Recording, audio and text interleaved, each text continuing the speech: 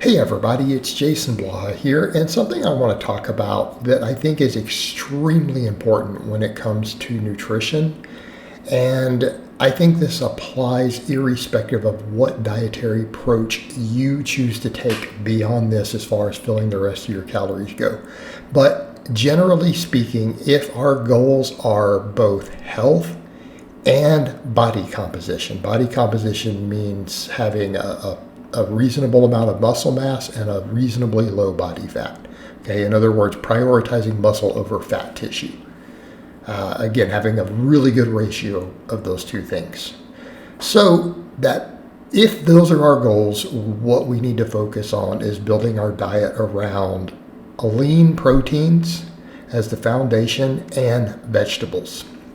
Now, I'm going to state on that when I say lean proteins, I'm generally referring to animal source proteins. However, I will make the caveat that if they're carefully selected, a very, very large amount of that can be from plant source proteins.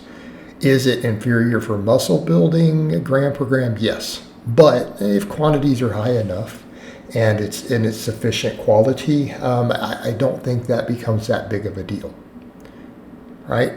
And I don't think we should discount our plant source proteins, even for those of us who choose to follow an omnivorous diet. Now, what do we mean by build our diet around it? What am I talking about? Well, for muscle building purposes, it's usually about around 1.5 grams per kilo of body weight. However, that's for your protein. However, what I will recommend is that if you are in pursuit of body composition itself, better fat management, better appetite, things like that, going a bit higher is not a bad idea. Now, I will go with the bro number, not because there's anything magical about the number, right? The bro number is 1 grams of protein per pound of body weight. So that's 2.2 grams per kilo of body weight is a target to shoot for. Now, again, is it because there's extra muscle building from that? No.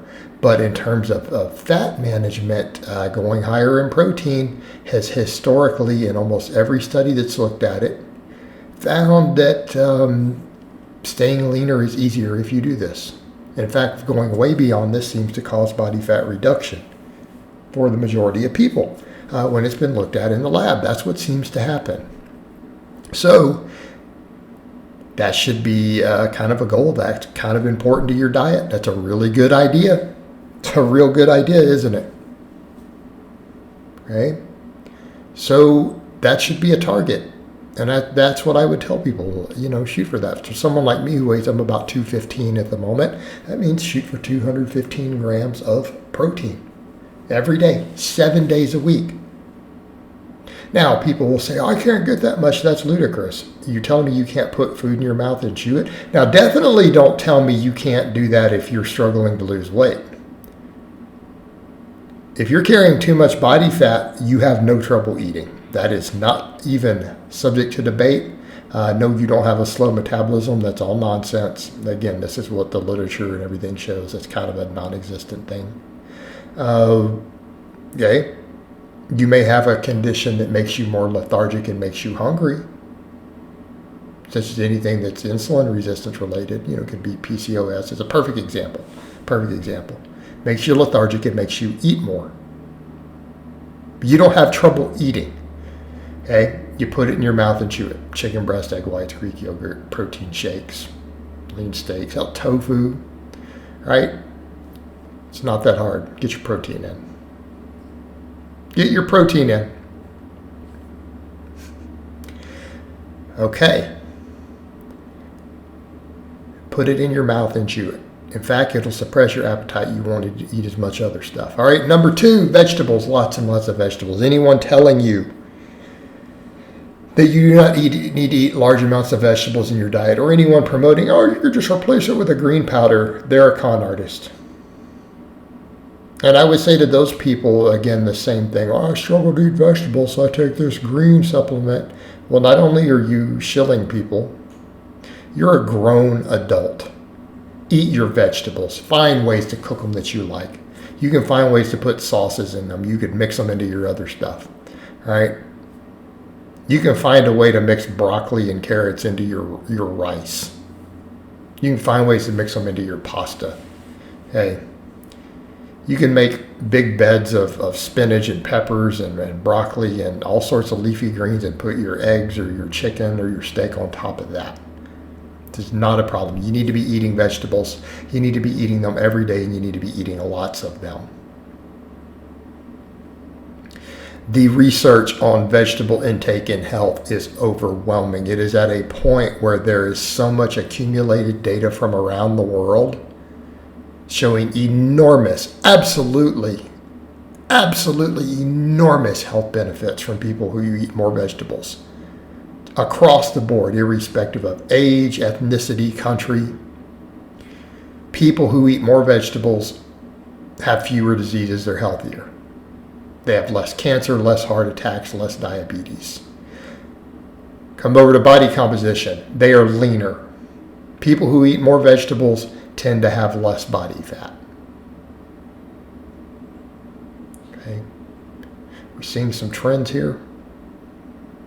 Guess what? Vegetables also suppress appetite. Yes, they have all these other health benefits.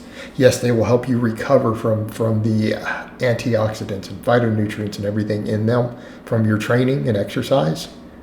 But they also will help you adhere to a diet better. The insoluble fiber in vegetables is filling. It tends to make you feel full. So you see where we're going in terms of controlling appetite and pursuing body composition. I know people are like, you got to eat big to get big. Yeah, but if you're trying to stay lean while getting bigger, you can gain a lot slower. You got to get your appetite under control. More people struggle with this than people who struggle with eating enough to get big. It's a bigger demographic of people. But we come back over to the other point. These things will still benefit you in that case. You just have more discrepancy with what to fill the rest of your diet with if you're trying to gain and struggle. But by and large, you're going to be better if you can do this. Now, am I telling anyone else how to eat the rest of their diet? Am I telling you you can't do low carb, or you can't do low fat, or you can't do a vegetarian diet or whatever? No, I'm not telling you any of that. How you're filling the rest of your diet beyond that, there's a lot of philosophies, there's a lot of methods that work for different people. However, what I am saying is if you focus on these other things, these are the cornerstones, this is the foundation of your diet if you are pursuing body composition and health and fitness. Okay? These are your priorities. The other stuff beyond that is less important.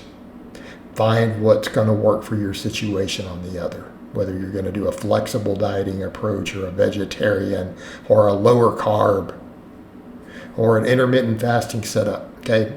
I think there's a lot of flexibility there.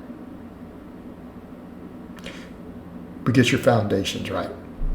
All right, guys, well, that's really all I have to say on that today. I hope it's been informative, and I'll talk to you guys next time.